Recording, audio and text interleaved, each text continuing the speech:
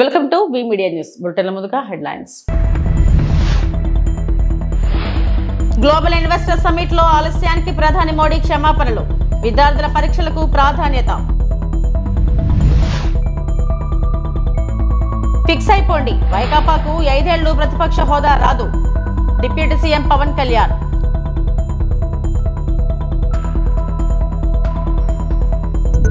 ప్రధాన ప్రతిపక్ష హోదాను డిమాండ్ చేస్తూ అసెంబ్లీ నుంచి వైఎస్ఆర్సీపీ బాయ్కాట్.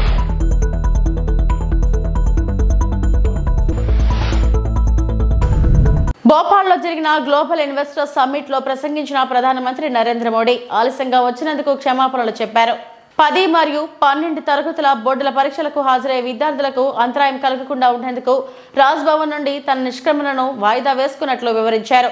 విద్యార్థులు ఎటువంటి ఇబ్బందులు లేకుండా తమ పరీక్షా కేంద్రాలకు చేరుకునేలా చూసుకోవడమే తమ నిర్ణయమని మోడీ నొక్కి చెప్పారు. सबसे पहले तो मुझे यहां आने में विलंब हुआ, इसके लिए आप सबकी क्षमा चाहता हूं. विलंब इसलिए हुआ क्योंकि कल जब मैं यहां पहुंचा तो एक बात ध्यान में आई कि आज 10वीं और 12वीं के छात्रों की एग्जाम है और उसका समय और मेरा राजभवन से निकलने का समय क्लैश हो रहा था और उसके कारण संभावना थी कि सिक्योरिटी के कारण अगर रास्ते बंद हो जाए तो बच्चों को एग्जाम देने के लिए जाने में कठिनाई हो जाए और ये कठिनाई न हो, बच्चे सब एक बार अपने एग्जामिनेशन सेंटर पर पहुंच जाए, उसके बाद ही मैं राजभवन से निकलूं ऐसा मैंने सोचा. उसके कारण मैंने निकलने में ही 15-20 मिनट लेट कर दिया और उसके कारण आप लोगों को जो असुविधा हुई इसके लिए मैं फिर से एक बार क्षमा मांगता हूं. ప్రతిపక్ష హోదా అడిగితే ఇచ్చేది కాదని, ప్రజలు ఇస్తేనే వస్తుందని AP deputy CM Pawan Kalyan అన్నారు. అత్యధిక మెజారిటీలో 2వ స్థానంలో ఉన్న పార్టీకి ప్రతిపక్ష హోదా ఇస్తారన్నారు. ఈ విషయంలో వైకాపా సభ్యులు హుందాగా ప్రవర్తించాలని హితవు పలికారు. అసెంబ్లీ సమావేశాల సందర్భంగా మీడియా పాయింట్ వద్ద పవన్ మాట్లాడారు. వైకాపా సభ్యులు ప్రతిపక్ష హోదా కోరుతున్నారు. సభలో 2వ అతిపెద్ద పార్టీ జనసేన. మాకంటే 1 సీటు ఎక్కువ వచ్చినా వాళ్ళకి ఆ హోదా దక్కేది. ప్రతిపక్ష హోదా ఇవ్వకపోతే సభను అడ్డుకుంటామని చెప్పడం సరికాదు. ప్రజలిచ్చిన 11 సీట్లను గౌరవించి అసెంబ్లీకి రండి. సమస్యలు, ప్రభుత్వ లోటుపాట్లు తెలియజేయండి. సంఖ్యకు అనుగుణంగా స్పీకర్ సమయం కేటాయిస్తారు. వైకాపా సభ్యులు హుందాగా ప్రవర్తించాలని పవన్ కోరారు. బేసిక్గా ఒకటి హైయెస్ట్ మెజారిటీ ఎవరికి ఉంది వాళ్ళు ప్రభుత్వం ఫామ్ చేస్తారు. వాళ్ళకంటే నెక్స్ట్ స్టేజ్ ఎవరికి ఉంటే వాళ్ళకి ప్రతిపక్ష హోదా ఇస్తారు. అంతేగాని గతంలో మేము ప్రభుత్వాన్ని పరిపాలించాం కాబట్టి మా ప్రతిపక్ష హోదా ఎవరికి ఇవ్వరు. కనీసం జనసేన కంటే కూడా 1 సీట్ ఎక్కువ వచ్చినా కానీ వాళ్ళకి ప్రతిపక్ష హోదా దక్కేది. ఈ రోజున ప్రభుత్వంలో 2nd largest party Janasena. So దాన్ని ప్రజల దృష్టికి తీసుకొద్దాం. వైసీపీ నాయకులు వాళ్ళు చేస్తున్న మాకు ప్రతిపక్ష హోదా ఇస్తే తప్ప మేము అసెంబ్లీలో అడుగు పెట్టాం, లేదంటే ప్రసంగాలను అడ్డుకుంటాం అని ఇది సరైన మెసేజ్ బయటికి వెళ్దాం. ఇది సరైన విధానం కూడా కాదు. ఇది ప్రజలందరికీ తెలియజేయాలనుకున్నాం. ఇది ప్రతిపక్ష హోదా ఏ పరిస్థితిలో వస్తుందంటే మీకు రూలింగ్ పార్టీ కంటే కూడా అత్యధికంగా ఇంకొక సీట్లు వాళ్ళకంటే మీరు వస్తే దాని తర్వాత స్థానం మీకు వస్తే ఖచ్చితంగా ప్రతిపక్ష హోదా వాళ్ళకే ఉంటుంది. 21 సీట్లు ఉన్న జనసేన, 11 సీట్లు ఉన్న వైసీపీకి ప్రతిపక్ష హోదా ఎలా వస్తుంది? మేము వస్తే తప్ప మేము అసెంబ్లీకి రాము, ఇలా గవర్నర్ ప్రసంగాలను అడ్డుకుంటాం అనేది ఇది సరైనది కాదు. ఇది ప్రజలందరికీ కూడా తెలియచేస్తున్నాం ఈ సందర్భంలో. అందుకని ఇది భవిష్యత్తులో కూడా మేము కోరుకునేది వైసీపీ నాయకుల్ని, మీకు ప్రతిపక్ష హోదా ఇవ్వకపోయినా ప్రజలు మీకు 11 సీట్లు ఇచ్చారు, దాన్ని గౌరవించి మీరు అసెంబ్లీకి రండి. మీ స్థాయికి తగ్గట్టుగా మీకు మీకు ఎన్ని ప్రశ్నలు అడగాలో దాన్ని తగ్గట్టుగా ఇస్తారు మీకు. ఇవన్నీ దాటి మన స్పీకర్ గారు కూడా చాలా గౌరవంగా వాళ్ళు 11 సీట్లు వచ్చినప్పటికీ కూడా చాలా గౌరవంతో ఇంతకాలం వాళ్ళకి ఇస్తూ వచ్చారు. ప్రశ్నోత్తరాల సమయంలో కూడా ఆయనకి ఇచ్చారు. గతంలో కూడా ఇవన్నీ ఆయన రావడానికి కూడా ఆయన ఎలా రావాలి, ఏం చేయాలి, దానికి కూడా చాలా ఏమాత్రం ఇబ్బంది పెట్టకుండా గతంలో కూడా చేశారు. ఫస్ట్ మీరు మనకి గవర్నమెంట్ ఫామ్ అయిన తర్వాత కూడా వీటిని దృష్టిలో పెట్టుకొని వైసీపీ కొంచెం హుందాగా వ్యవహరించాల్సిన అవసరం ఉంది. వైసీపీ నాయకులకు కూడా మీకు బాధ్యత ఉంది. గవర్నర్ గారి ప్రసంగాన్ని మీరు ఆ విధంగా మీరు ప్రశాంతంగా విని దాన్ని వచ్చే జరుగుతున్న సమావేశాల్లో మీరు దాని లోటుపాట్లు మీరు చెప్తే బాగుంటుంది తప్ప ఇలా కూర్చోబెట్టి అరుపులు కేకలు ఇది సమంజసంగా లేదు. అంటే అర్ధాంతరంగా ప్రతిదానికి అసెంబ్లీలోకి రాగానే గొడవ పెట్టుకోవాలి, దేన్నైనా విభేదించాలనేది ఇది చాలా లో లెవెల్ ఆలోచన విధానం, లో లెవెల్ స్ట్రాటజీ. అది ప్లీజ్ మీరు అప్గ్రేడ్ అవ్వండి, మీరు అప్లిఫ్ట్ చేసుకోండి, మీరు కూర్చోబెట్టి డెమోక్రటిక్ ప్రాసెస్కి గౌరవం ఇవ్వండి. మనస్ఫూర్తిగా వైసీపీ నాయకులకి ఇది నా విన్నపం, నా విజ్ఞాపన. This what I would like to say. And నిజంగా కావాలి అంటే మీరు ఈ 5 సంవత్సరాల్లో మీరు ప్రతిపక్ష హోదా మీకు రాదు. అది మీరు మెంటల్గా ప్రిపేర్ అయిపోండి. 11 సీట్లతోటి మీకు ప్రతిపక్ష హోదా ఇవ్వబడదు, రాదు. ఎందుకంటే ఇట్ ఈస్ చంద్రబాబు గారు, గౌరవ ముఖ్యమంత్రి చంద్రబాబు గారు డిసైడ్ చేసేది కాదు, జనసేన డిసైడ్ చేసేది కాదు. దానికి రూల్స్ ఉన్నాయి, దానికి రెగ్యులేషన్స్ ఉన్నాయి, నామ్స్ ఉన్నాయి. ప్రధాన ప్రతిపక్ష హోదాని డిమాండ్ చేస్తూ అసెంబ్లీ నుంచి వైఎస్ఆర్సీపీ బాయ్కాట్ చేసింది. గవర్నర్ ప్రసంగాన్ని కూడా బాయ్కాట్ చేసి అసెంబ్లీ నుంచి ఎమ్మెల్యేలతో కలిసి బయటకు వచ్చిన వైఎస్ జగన్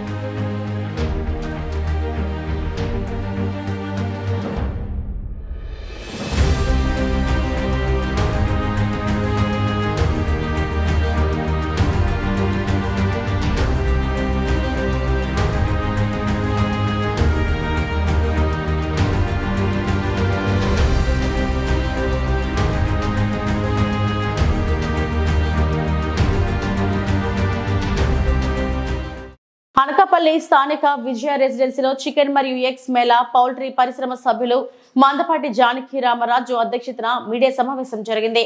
ఈ సమావేశంలో NECC chairman Sridhar Raju, Uttarandhra poultry federation అధ్యక్షులు బర్నిఖానా బాబురావు, ఫ్యూచర్ ఇండియా సంపాదకులు బర్నిఖానా రామారావు, డాక్టర్ రామ్మూర్తి, డాక్టర్ జైరాజ్ సమక్షంలో కార్యక్రమం జరిగింది. ఈ సమావేశంలో డాక్టర్లు మాట్లాడుతూ గత కొద్ది రోజులుగా ప్రజలను భయభ్రాంతులకు గురైన బర్డ్ ఫ్లూ వైరస్ వల్ల ప్రజలు చనిపోతున్నారనే పుకార్లు పూర్తిగా అవాస్తవమని అన్నారు. 2016 సంవత్సరంలో ఎక్కడో విదేశాల్లో వచ్చిన బర్డ్ ఫ్లూ వైరస్ వల్ల చికెన్ మరియు గుడ్లు తినడం వల్ల చాలా మంది చనిపోయారనే వార్త వైరల్ గా మారింది. క్రమంగా మళ్లీ చికెన్ మరియు ఎగ్స్ వినియోగం యథావిధిగా కొనసాగింది.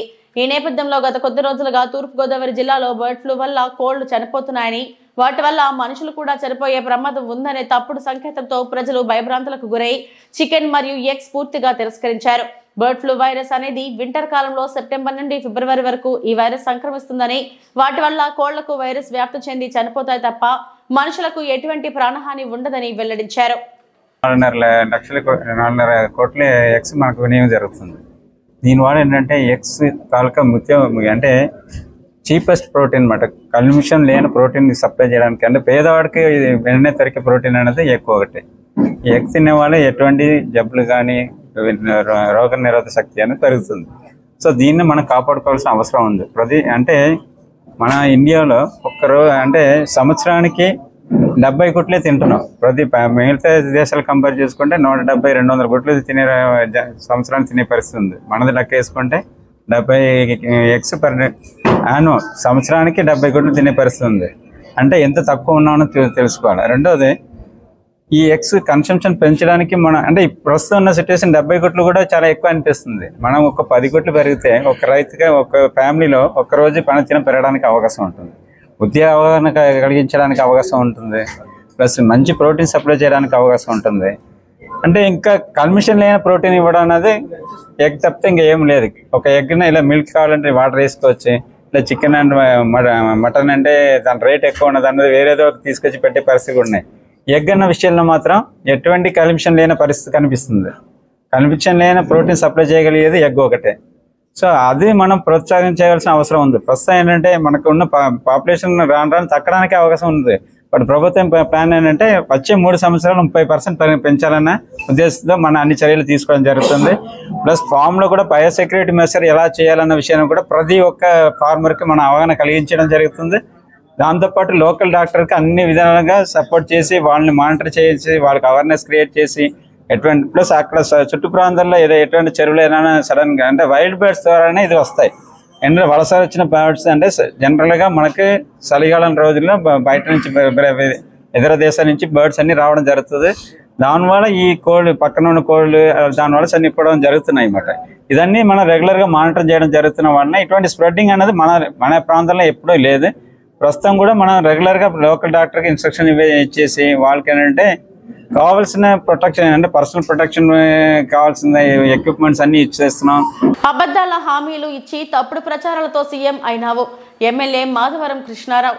అబద్ధాల హామీలు ఇచ్చి తప్పుడు ప్రచారాలతో సీఎం అయిన రేవంత్ రెడ్డి రాష్ట్ర ప్రజలకు అన్యాయం చేసిందని, కాంగ్రెస్ పార్టీ రాష్ట్రాన్ని సర్వనాశనం అయిందని, అందుకే ప్రజలు కేసీఆర్ ప్రభుత్వం మళ్లీ రావాలని బీఆర్ఎస్ లో చేరుతున్నారని ఎమ్మెల్యే మాధవరం కృష్ణారావు అన్నారు.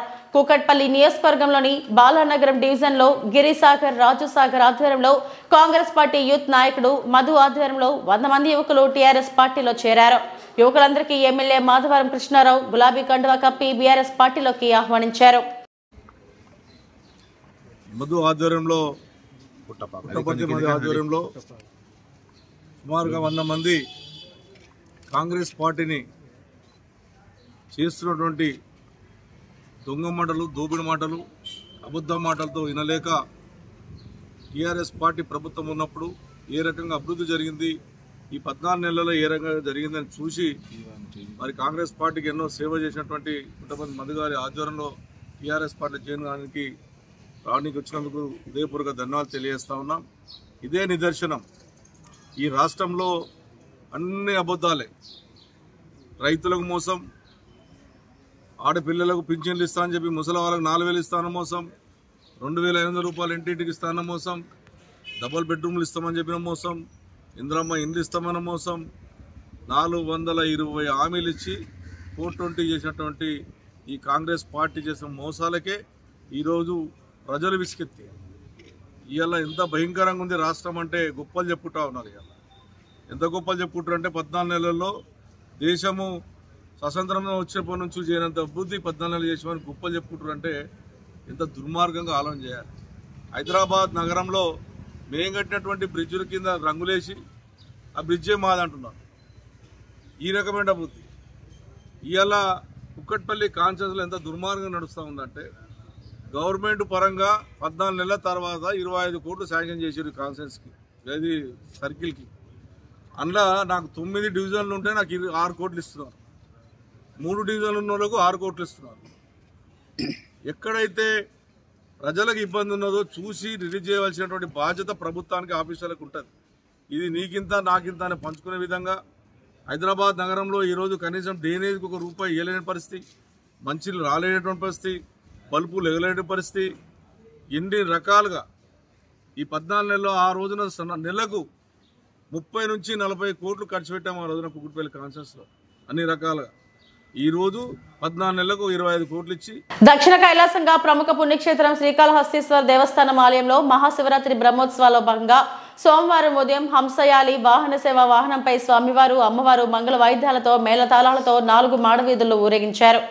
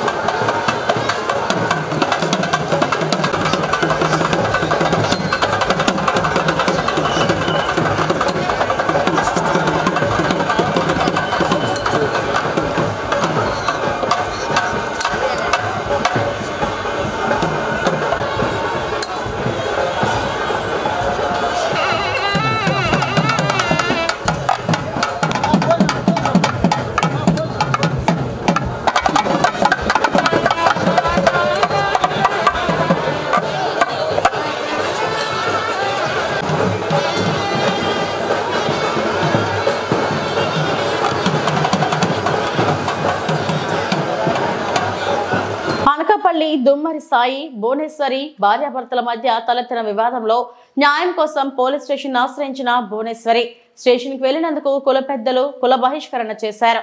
న్యాయం జరగాలంటూ నేడు అనకాపల్లి కలెక్టరేట్ వద్ద ఆందోళన చేపట్టిన భువనేశ్వరి కుటుంబ సభ్యులు. భువనేశ్వరికి, సాయికి 3 సంవత్సరాలు మరియు 5 సంవత్సరాలు 2 కుమారులు ఉన్నారు. కుల పెద్దల తీర్మానంపై బంధువులు భువనేశ్వరి కుటుంబాన్ని వెలివేయడంతో మనస్తాపం చెంది న్యాయం జరగాలంటూ కలెక్టరేట్ వద్ద ఆందోళన చేపట్టిన బాధితులు బంధువులతో సన్నిహితంగా మెలగాలంటే 2 లక్షల రూపాయలు ఇవ్వాలని డిమాండ్ చేశారని ఆవేదన వ్యక్తం చేసిన భువనేశ్వరి కుటుంబ సభ్యులు. పోలీస్ స్టేషన్ కూడా టౌన్ పోలీస్ స్టేషన్ సార్ కూడా వెళ్ళాం సార్. 6 వరకు పిలిపించి మాట్లాడి అన్నీ చేశారు సార్. చేత బయట వరకే మాట్లాడుతున్నారు సార్. లోపల మళ్ళీ బయటకు వచ్చిన తర్వాత మీ పని మీది మా పని మాది అంటున్నారు సార్. వాళ్ళు 7గురిని మమ్మల్ని మా మీద దయ కలిగి వాళ్ళు 7గురిని మీరు ఏ నిర్ణయంలో మాకు న్యాయం జరిపిస్తారన్నది మిమ్మల్ని ఏడుకుంటున్నాం సార్. పిల్లగా తల్లి కాకుండా మమ్మల్ని చాలా ఇబ్బందులు పెడుతున్నారు సార్. ఒంటరిగా మమ్మల్ని కుటుంబాన్ని ఒంటరితనం చేస్తారు సార్. మమ్మల్ని రేపు పొద్దున మా పిల్లలకి పెళ్ళిళ్ళు అవ్వాలంటే ఏ కులానికి వెళ్ళి అడుగుతాను సార్. నేను ఎవరిని వెళ్ళి అడగారు సార్. నా కుల పిల్లలు నాకు ఇవ్వకుండా ఎవరికి చేస్తారు సార్? మా పిల్లలకి కులంలో పిల్ల కాకుండా ఏం చేస్తారు సార్? ఎందుకు చేస్తున్నారు అన్నది ఈ అన్యాయాన్ని అరికట్టమని మాకు న్యాయం చేకూర్పించమని మిమ్మల్ని కలెక్టర్ ఆఫీస్ కాడ ఆ న్యాయం కోసం అడుగుతున్నాం సార్. మేము మాకు న్యాయం చేయమనే కోరుకుంటున్నాం సార్. అనపరెడ్డి భువనేశ్వరి, అనపరెడ్డి సాయి సార్. పెళ్ళైన కానించి ఇప్పుడు దాకా నరకమే చూపిస్తున్నారు సార్. ఇప్పుడు 3 సంవత్సరాలు సార్. నా బిడ్డ పుట్టాడు సార్. బిడ్డ పుట్టిన కానించి ఇప్పుడు దాకా రాలేదు సార్. అతను ఎందుకు రాలేదని అడిగితే సమాధానం లేదు సార్. పెద్దల్లో కూడా పెట్టాం సార్. పెద్దల్లో పెట్టినా కూడా అసలు రెస్పాన్స్ లేదు సార్. అతని దగ్గరికి వెళ్ళిపోమంటున్నారు సార్. చచ్చినా బతికినా అతనితోనే ఉండాలని చెప్పేసి అంటున్నారు సార్. అలాగని చెప్పేసి పోలీసుల దగ్గరికి వెళ్ళాను సార్. అక్కడ న్యాయం జరగలేదని చెప్పేసి పోలీసుల దగ్గరికి వెళ్ళాం సార్. పోలీసుల దగ్గర కూడా వెళ్ళినా కూడా అక్కడ చాలా వాయిదాలు జరిగాయి సార్. అక్కడ కూడా న్యాయం జరగలేదు సార్. నాకు చెప్పకపోతే ఆఖరికి ఇక్కడికి వచ్చాం సార్. కలెక్టర్ ఆఫీస్ దగ్గరికి వచ్చాం సార్. పెళ్ళి అయింది 2021 8 25వ తారీఖు సార్. నా పెళ్ళి అయింది. అది డిసెంబర్లో పెట్టాను సార్. కోర్టుకి వేసాను సార్. నేను ఇప్పుడు కోర్టులో నలుగుతుంది సార్ ఆ కేసు. నేను న్యాయం గురించి వచ్చాను సార్. కుల పరిష్కారం ఎందుకు చేశారని అడగడానికి వచ్చాను సార్ ఇక్కడికి. నేను పెద్దలు sir. Anapareddy Seenu, Reddy Annavaram, Pasupuleti Suribabu sir, Amarsetti Apparao sir, Pasupuleti Srinu sir, Kothakota sir. మొత్తం 4 ఊర్లలో కూడా మా కుల పరిష్కారాన్ని చేశారు సార్. BCA sir. దమ్మరకులం సార్. బీసీఏ సార్ మాది. అక్కడ నుంచి ఇలా వచ్చాం సార్ ఇక్కడికి. మేము అక్కడ న్యాయం జరగాలని చెప్పేసి ఇక్కడికి వచ్చాం సార్. మేము కలెక్టర్ ఆఫీస్ దగ్గరికి వచ్చాం సార్. మేము ఆ కలెక్టర్ గారే మాకు న్యాయం జరగాలని మేము కోరుతున్నాం సార్. మేము దాని గురించి వచ్చాం సార్. పొలం నుంచి ఎందుకు వెలివేశారని వచ్చాం సార్ మేము ఇక్కడికి. చిన్న పిల్లలు కూడా ఆడుకోవడానికి వెళ్తే మీ పొలంలో వెలివేశామని చెప్పేసి చిన్న చూపుగా చూస్తున్నారు సార్. ప్రతి ఒక్కరు చిన్న చూపుగానే చూస్తున్నారు సార్. మాకు ప్రతి ఒక్కరు ఈ చవ్వాలా బతకాలని మేము పోరాడుతున్నాం సార్. ఎన్నిసార్లు సూసైడ్ చేసుకోవాలో అనిపించింది సార్ మాకు. ఇది ఎందుకు ఈ బతుకు ఎందుకు అని చెప్పేసి అనిపిస్తుంది సార్. మాకు న్యాయం జరగాలని కోర్టు దగ్గర ఇక్కడికి వచ్చాం సార్. కలెక్టర్ ఆఫీస్ దగ్గరికి మేము కలెక్టర్ని కలవడానికి కలవలేదు సార్. మేము ఇంకా వెళ్తాం సార్. మేము ఉదయగిరి నియోజకవర్గంలో 100 ఎకరాల్లో అగ్రిగోల్డ్ భూముల్లో విలువైన ఎర్రచందనం, యూక్లిప్టస్ చెట్లను ప్రజాప్రతినిధుల సహకారంతో కొంతమంది చట్టవిరుద్ధంగా నరికి కోట్ల రూపాయలు గడిస్తున్నారన్న విషయం తెలిసి ఆ ప్రాంతానికి వెళ్లిన వారిపై దాడులు చేస్తున్నారని, వారిపై జిల్లా అధికారులకు, పోలీసు అధికారులకు వ్రాతపూర్వకంగా ఫిర్యాదులు చేసినా పట్టించుకున్న దాఖలాలు లేవని సోమవారం నెల్లూరులో గాంధీ బొమ్మ నుంచి జిల్లా కలెక్టర్ కార్యాలయం వరకు రాష్ట్ర AgriGold customers and welfare agency association ఆధ్వర్యంలో పెద్ద సంఖ్యలో బాధితులు ర్యాలీతో రావడం జరిగింది. బాధితులు AgriGold customers and welfare agency association ఆధ్వర్యంలో జిల్లా కలెక్టర్ కు వినతి పత్రం సమర్పించారు. ఈ సందర్భంగా మీడియాతో వారు మాట్లాడారు.